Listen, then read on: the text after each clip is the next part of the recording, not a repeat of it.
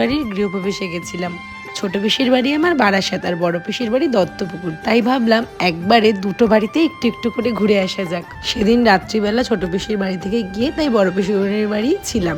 আর সকালে উঠে পিসিমণি দেখলাম বাজার থেকে এনেছিল গরম গরম কচুরি। এই কচুরি আর এই খোসাওয়ালা আলুর তরকারি আমার যা সুন্দর খেতে লাগে না।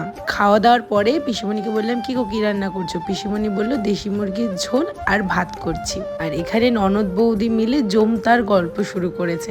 তাই জন্য আমি ওখান থেকে বেরিয়ে চলে গেলাম সোজা পিসিদের দোকানে। যারা দত্তপুকুর থেকে দেখছো তারা এই দোকানটার সাথে হয়তো অনেকেই পরিচিত। দত্তপুকুর বাস স্ট্যান্ড থেকে স্টেশনের দিকে যেতে গেলে এই দোকানটা পড়ে। এটা হলো আমার পিসির দোকান। গরমটা যা জমিয়ে পড়েছে, কটনের কুর্তি খুব দরকার। তাই জন্য ভাবলাম যে যাই আমি কয়েকটা কুর্তির কালেকশন দেখি আর তোমাদের সাথেও দোকানটার ভিডিও শেয়ার করি। এখানে কিন্তু তোমরা সব কিছু এক জায়গায় পেয়ে যাবে।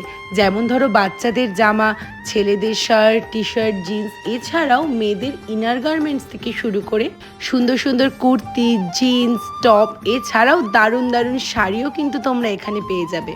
আসলে দিদি দোকানে একা ছিল, তাই দিদির সাথে গল্প করতে করতে দুপুর হয়ে গেল। এদিকে দুপুরে লাঞ্চের টাইম হয়ে গেছে। আবার মেনুতে ছিল গরম গরম সাদা ভাত, তার সাথে চিংড়ি মাছের মালাইকারি। আর চিংড়ি মাছের মালাইকারি হলে আমার মুখে আর কোনো কথা নেই। আর আমি গলদা চিংড়ি বা বাগদা চিংড়ি খেতে অতটা ভালোবাসি না। এই রকমের চিংড়িগুলো যদি মালাইকারি হয় সেটা তো আমার খেতে দারুণ লাগে। তারপর ছিল কই মাছ। আর কই মাছটাকে না পিসিমণি বেশ আলু আর বড়ি দিয়ে পাতলা ঝোল করেছিল। এই রকম ভাবে কই মাছ আমার ঠাম্মা রান্না করে, আর ঠাম্মার মতো করে একদম পিসিমণি রান্না করেছিল। বিশ্বাস করো খেতে দারুণ হয়েছিল। তোমাদের কার কার আমার মতো বড়ি দিয়ে মাছের ঝোল খেতে ভালো লাগে আমায় কমেন্টে বলো। ওইদিকে মাকে জিজ্ঞেস করলাম কি গো মা, কেমন খাচ্ছ? মা বলছে দারুণ। আর এই যে আমার দিদিরও কিন্তু দারুণ লেগেছে। ও তারপর ছিল ফ্রাইড রাইস।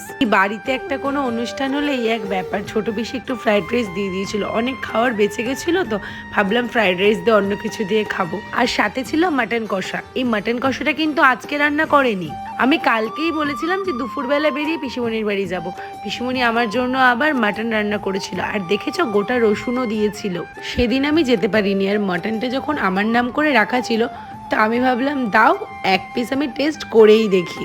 মাটনটা খেতে তো জাস্ট চরম হয়েছিল। ইচ্ছা করছিল তো যেটুকানি রেখেছিল সবটাই খেয়ে নি, কিন্তু না, পেছনে তো দেশি মুরগি আছে আবার। ব্যাস মাটন খাওয়া শেষ, আর পাতে পড়ে গেছে গরম গরম দেশি মুরগির ঝোল। যেই দেখেছি দেশি মুরগির ঝোল অমনি একটু ফ্রাইড রাইস আর একটু ভাত নিয়ে নিয়েছি।